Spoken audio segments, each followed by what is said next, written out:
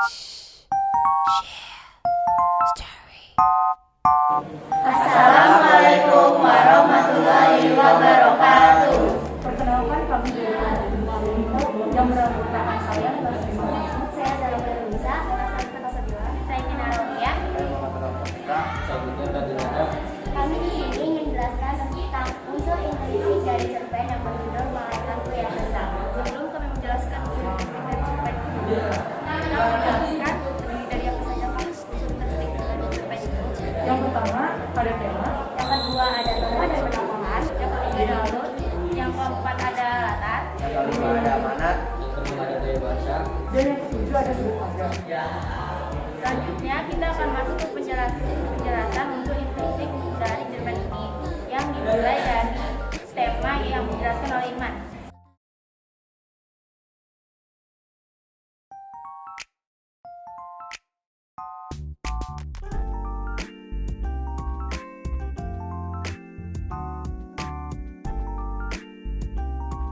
Saya Mentirta Dinata akan menjelaskan tema dari cerpen ini.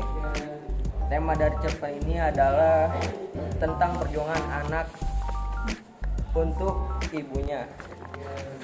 Dan selanjutnya pada bagian tokoh menokoh akan dijelaskan oleh teman saya, Nayla. Saya Nila Semistakasu akan menjelaskan tokoh dan penokohan dari cerpen ini.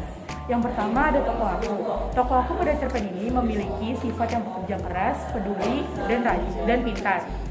Pada sifatnya yang pekerja keras dibuktikan pada satu kalimat, yaitu aku kini sudah bekerja, segala kebutuhan hidup kini aku yang menanggung dari hasil kerja di kantor.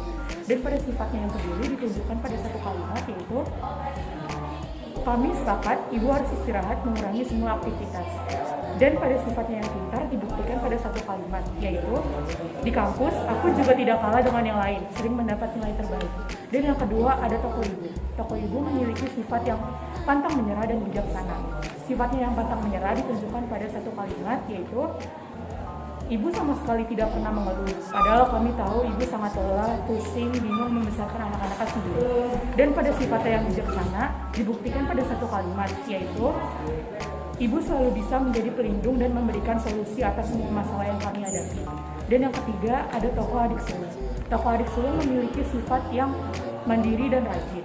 Sifatnya yang mandiri ditunjukkan pada satu kalimat, yaitu adikku yang masih SMA pun cukup mandiri. Ia tidak pernah berontak dan meminta sesuatu yang tidak perlu.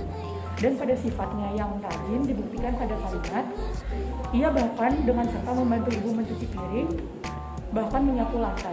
Dan yang keempat ada tokoh adik bungsu. Adik bungsu pada cerpen ini memiliki sifat yang sedikit manja. Sifatnya yang sedikit manja dibuktikan pada satu kalimat, yaitu si bungsu pun dari kecil sudah mandiri. Hanya saja ia sedikit manja terutama kepada kakak-kakak. Nah, itu adalah tokoh dan penokohan dari cerpen ini. Berikutnya pada bagian alur akan dijelaskan oleh teman saya, Zahra. Saya Zara Kolonisa akan menjelaskan alur dari cerpen ini. Alur dari cerpen ini adalah alur maju, karena cerita tersebut diawali dengan orientasi terlebih dahulu karena memperkenalkan tokoh ibu. Lalu diteruskan dengan bagian komplikasi yang menceritakan tentang keluarganya yang kekurangan ekonomi dan diakhiri dengan resolusi oleh tokoh aku yang sudah bekerja di karir dan dapat menutupi kehidupan keluarganya. Itu adalah penjelasan alur dari cerpen ini. Selanjutnya pada bagian latar akan dijelaskan oleh teman saya, Kinara. Saya Kinara Rodia akan menjelaskan latar dari cerpen ini. Latar dibagi menjadi 3, yaitu latar tempat, waktu, dan suasana. Yang pertama ada latar tempat. Latar tempat pada cerita cerpen ini adalah kampus, rumah, dan warung makan. Pada latar kampus ditunjukkan pada kalimat di kampus, aku juga tidak kalah dengan yang lain, sering mendapatkan nilai yang bagus, dan bahkan sudah ditawari untuk bekerja di perusahaan ternama. Yang kedua, latar tempat rumah ditunjukkan pada kalimat ia bahkan dengan setia membantu ibu mencuci piring, bahkan menyapu lantai.